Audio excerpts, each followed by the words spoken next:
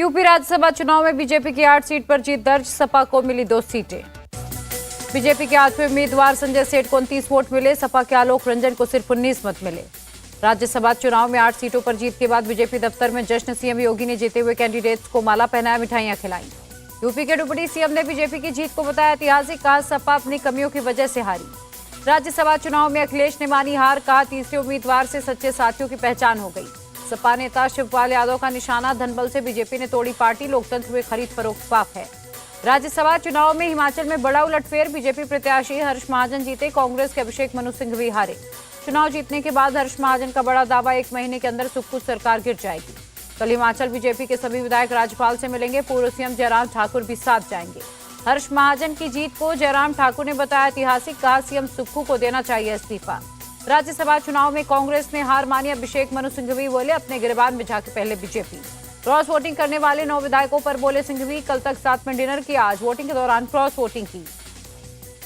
CM Sukhu ने सरकार पर किसी भी खतरे से इंकार किया, कहा 6 विधायकों ने अपना ईमान बेचा तो क्या कर सकते हैं।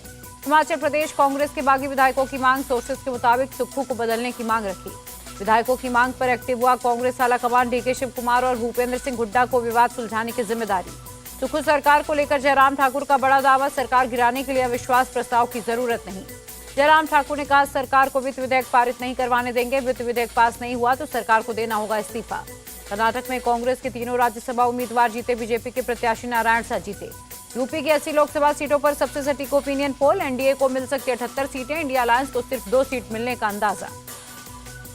ओपिनियन पोल के मुताबिक आजमगढ़ और मैनपुरी सीट जीत सकती है सपा, वहीं रायबरेली की सीट हार सकती है कांग्रेस। 2019 के मुकाबले एनडीए को 14 सीटों का फायदा हो सकता है।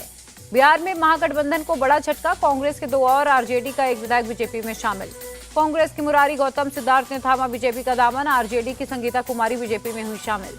बिहार में कांग्रेस को और लग सकता है झटका, सोर्सेस की खबर, 12 विधायक बीजेपी कर सकते हैं ज्वाइन। कांग्रेस छोड़ बीजेपी ज्वाइन करने वाले विधायक सिद्धार्थ का बयान, पीएम सीएम की नीतियों से प्रभावित हो। पाला बदलने वाले विधायकों पर सख्त, कांग्रेस विधायक दल के नेता शकील अहमद बोले नोटिस देकर पूछा जाएगा सवाल।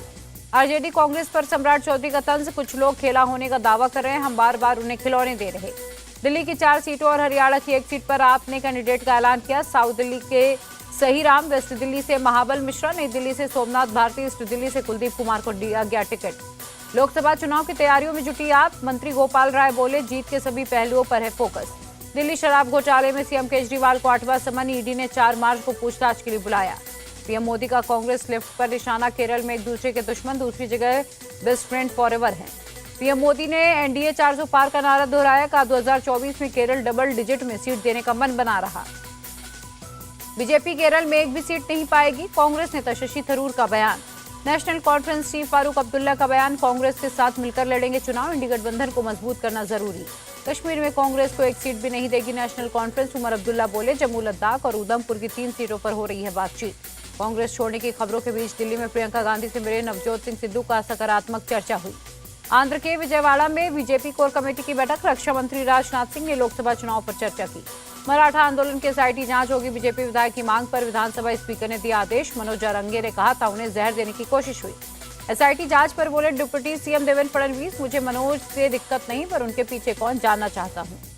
मराठा आंदोलन की एसआईटी जांच के आदेश पर सियासत गरमाई, अंबादास दानवे बोले पक्ष विपक्ष दोनों की जांच हो। महाराष्ट्र विधानसभा में अंतरिम बजट पेश, कांग्रेस नेता बाला साहेब थोराट बोले चुनाव देखते हुए थोड़ा थोड़ा बांट दिया। चुनाव को देखते हुए बजट लेकर आई सरकार, शरद गुट के नेता जितेंद्र ओहाड़ का निशाना। बिहार में 3 जगहों पर ईडी रेड, आरा में आरजेडी विधायक किरण देवी के घर पर छापेमारी, चल संपत्ति की ली गई जानकारी। उत्तराखंड सरकार ने 89,000 करोड़ का बजट पेश किया, सीएम धामी बोले समग्र, संतुलित और समावेशी है बजट। असम के सीएम हिमंता बिस्वा शर्मा ने निकाली बाइक रैली, 62 किलोमीटर का सफर तय किया। पश्चिम बंगाल की सीएम ममता बनर्जी का ऐलान, अगर केंद्र ने अप्रैल तक पीएम आवास योजना का बकाया नहीं चुकाया तो बनाएंगे 11 लाख घर। सीएम मोहन यादव की अध्यक्षता में कैबिनेट की बैठक, भोपाल इंदौर समेत 6 शहरों में शुरू होगी इलेक्ट्रिकल बस।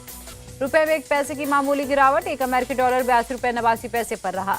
बढ़त के साथ बंद हुआ शेयर बाजार, सेंसेक्स 305, निफ्टी 76 अंक चढ़ा।